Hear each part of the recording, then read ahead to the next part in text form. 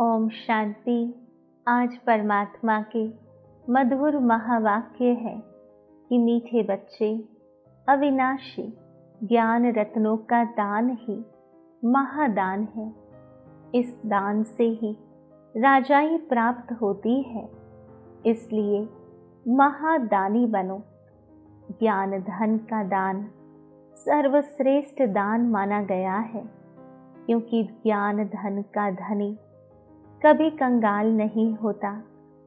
ज्ञान रत्नों का दान सर्वात्माओं को माला माल बनाने वाला है। जब हम किसी भी आत्मा को ज्ञान धन का दान करते हैं तो वे आत्माएं भी माला माल बन जाती है। परमात्मा कहते हैं कि यही ज्ञान धन जो जीवन में धारण करता है और अन्य आत्माओं को वह ज्ञान धन प्रदान करता है, वही आने वाले स्वर्णिम संसार में श्रेष्ठ राजाई पद को प्राप्त करेगा। अर्थात जो धन देता है वही तो धनवान बनता है।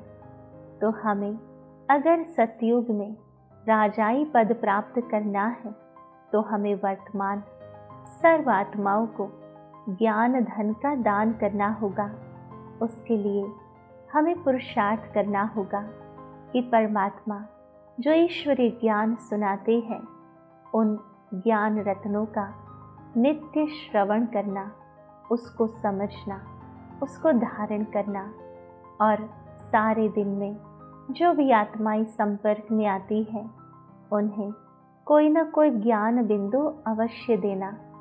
इस पुरुषार्थ से हम सर्वश्रेष्ठ पद के अधिकारी बन जाएंगे। दूसरी पॉइंट में परमात्मा ने प्रश्न पूछा कि जिन बच्चों को सर्विस का शौक होगा उनकी मुख्य निशानियां क्या होगी।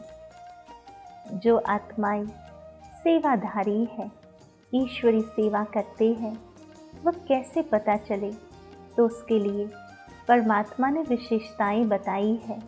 तो सर्वप्रथम विशेषता परमात्मा ने समझाई कि उन्हें पुरानी दुनिया का वातावरण बिल्कुल अच्छा नहीं लगेगा। दूसरी विशेषता, उन्हें बहुतों की सेवा कर आप समान बनाने में ही खुशी होगी।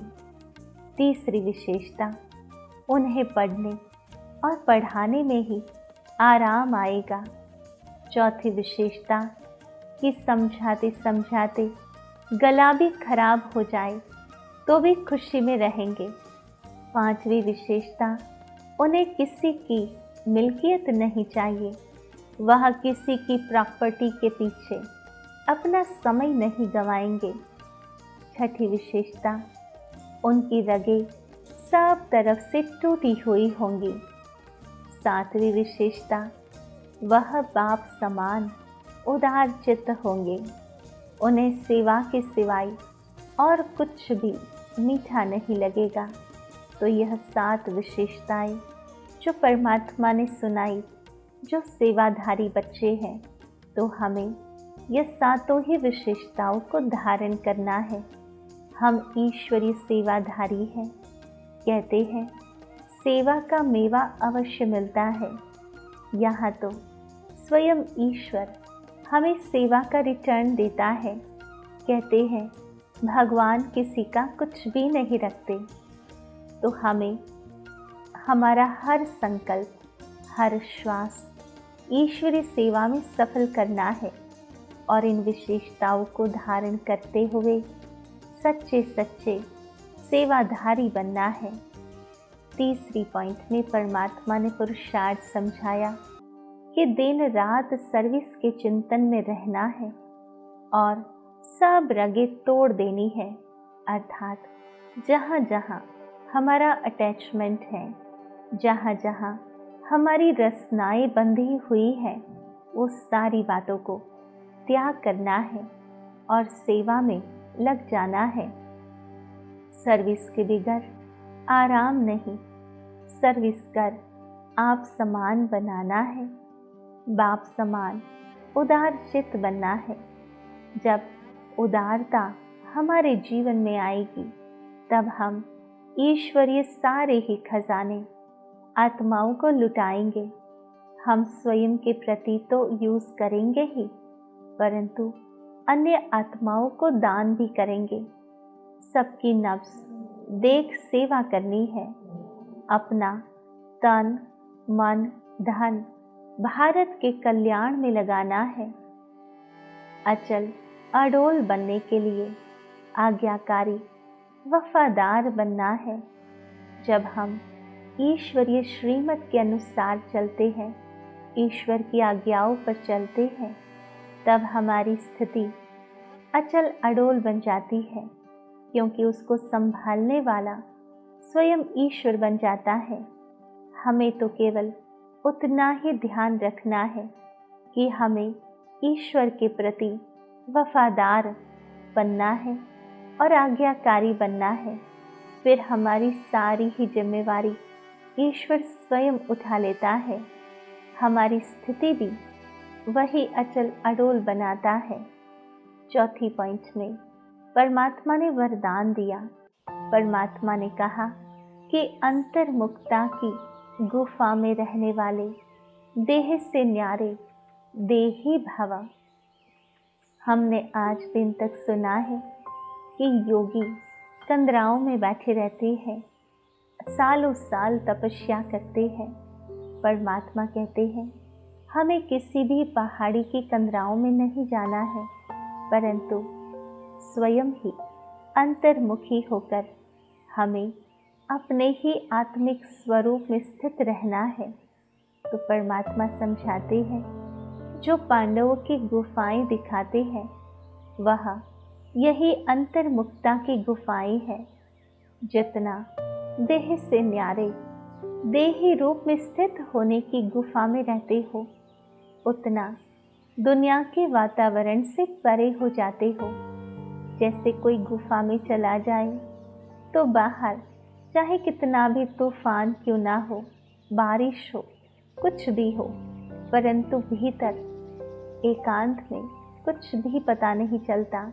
उसी प्रकार अंतर्मुक्ता की गुफा है हमारी ब्रकुटी की गुफा, जहाँ आत्मा विराजमान है। जब हम अपना ध्यान बाह्य जगत से भीतर की ओर ले जाते हैं, वही हमारे लिए गुफा बन जाती है, जो सर्व प्रकार के वातावरण के प्रभाव से हमें परे रखता है। जैसे गुफा के अंदर रहने से बाहर के वातावरण से परे हो जाते हैं, ऐसे यह अंतर्मुक्ता की गुफा भी सबसे न्यारा बनाकर और बाप का प्यारा बना देती है। और जो बाप का प्यारा है वह स्वतः ही सबसे न्यारा हो जाता है, क्योंकि जहाँ प्यार होता है वहाँ न्यारा बनना नहीं पड़ता, स्वतः न्यारापन आ जाता है। तो हमें परमात्मा के प्यार में मगन रहना है। अपने अंतर्मुक्ता की गुफा में बैठकर उस एक परमात्मा की याद में मगन हो जाना है। 5वीं पॉइंट में परमात्मा ने समझाया कि साधना बीज है और साधन उसका विस्तार है। विस्तार में साधना को छिपा नहीं देना है, क्योंकि जो भी साधन मिले हैं वह साधना के आधार पर मिले हैं। परंतु जब हम साधनों में व्यस्त हो जाते हैं, उसी के विस्तार में हम मगन हो जाते हैं, तब साधना छूट जाती है। और जब बीज ही नहीं रहता तो वृक्ष कहाँ से आएगा। अर्थात साधना जो बीज है उसको छोड़कर अगर हम साधनों के पत्ते पत्ते को संभालने जाएंगे तो हम इस वृक्ष को संभाल नहीं पाएंगे, यह पौधा सूख जाएगा। तो हमें सदैव याद रखना है कि अगर जीवन का पौधा हरा भरा फल फूलों से भरपूर रखना हो तो उसके बीज को अर्थात साधना को कभी भूलना नहीं है। हर हमेश हर परिस्थिति में साधनामय रहेंगे तो हमारा जीवन रूपी वृक्ष सदा ही फलीभूत होता रहेगा। तो आज परमात्मा ने विशेष रूप से ये 5 बातें हम बच्चों को अंडरलाइन कराई। परमात्मा ने हम बच्चों को सर्वप्रथम समझाया कि अविनाशी ज्ञान रत्नों का दान ही महादान है। इस दान से ही राजाई प्राप्त होती है, इसलिए महादानी बनो। दूसरी पॉइंट में परमात्मा ने प्रश्न पूछा कि जिन बच्चों को सर्विस का शौक होगा उनकी मुख्य निशानियां क्या होगी। तो परमात्मा ने समझाया कि सर्वप्रथम उन्हें पुरानी दुनिया का वातावरण बिल्कुल अच्छा नहीं लगेगा। दूसरा, उन्हें बहुतों की सेवा कर आप समान बनाने में ही खुशी होगी। तीसरा, उन्हें पढ़ने और पढ़ाने में ही आराम आएगा। चौथा, समझाते समझाते गला भी खराब हो जाए तो भी खुशी में रहेंगे। पांचवा, उन्हें किसी की मिल्कियत नहीं चाहिए, वह किसी की प्रॉपर्टी के पीछे अपना समय नहीं गंवाएंगे। छठा, उनकी रगें सब तरफ से टूटी हुई होंगी। सातवां, वह बाप समान उदारचित होंगे, उन्हें सेवा के सिवाय और कुछ भी मीठा नहीं लगेगा। तीसरी पॉइंट में परमात्मा ने समझाया कि दिन रात सर्विस के चिंतन में रहना है और सब रगें तोड़ देनी है। सर्विस के बगैर आराम नहीं, सर्विस कर आप समान बनाना है, बाप समान उदारचित बनना है, सबकी नब्ज देख सेवा करनी है, अपना तन मन धन भारत के कल्याण में लगाना है, अचल अडोल बनने के लिए आज्ञाकारी वफादार बनना है। चौथी पॉइंट में परमात्मा ने वरदान दिया। परमात्मा ने कहा, अंतर्मुक्ता की गृफा में रहने वाले देह से न्यारे देही भव। और पांचवी पॉइंट में परमात्मा ने समझाया, साधना बीज है और साधन उसका विस्तार है। विस्तार में साधना को छिपा नहीं देना। तो आओ चलते हैं अनुभव करने। ओम शांति। मैं आत्मा ज्ञान रत्नों की धनी हूँ। परमात्मा से हर रोज मेरी बुद्धि रूपी झोली ज्ञान रत्नों से भर जाती है। उन ज्ञान रत्नों का दान मुझे अन्य आत्माओं को भी करना है। परमात्मा ज्ञान इस संसार में सर्वश्रेष्ठ ज्ञान है।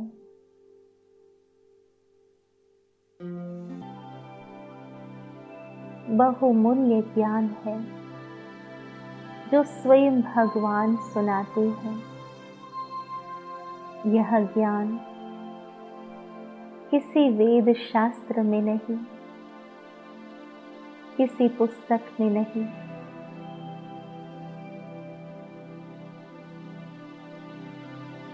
किसी भी अन्य आत्मा के पास नहीं। जब परमात्मा स्वयं आते हैं परम शिक्षक बन, हम आत्माओं को पढ़ाते हैं, तभी यह ज्ञान धन से मैं आत्मा माला माल बन जाती हूँ।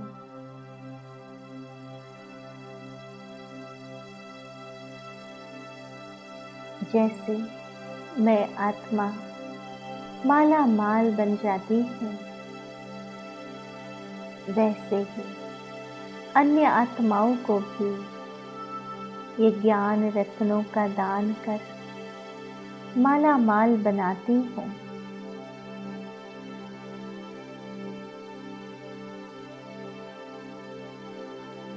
परमात्मा के समान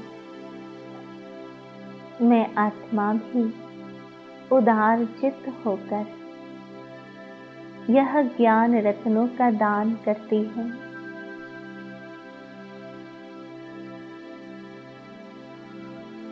परमात्मा ने जो भी ज्ञान रत्न मुझ आत्मा को दिए हैं, उसके लिए मुझे सदैव परमात्मा का आज्ञाकारी बनकर वफादार बनना है।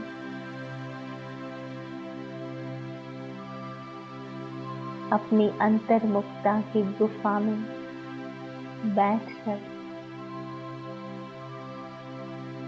इन ज्ञान रत्नों को संभालना भी है और इसका प्रकाश चारों ओर फैलाना है।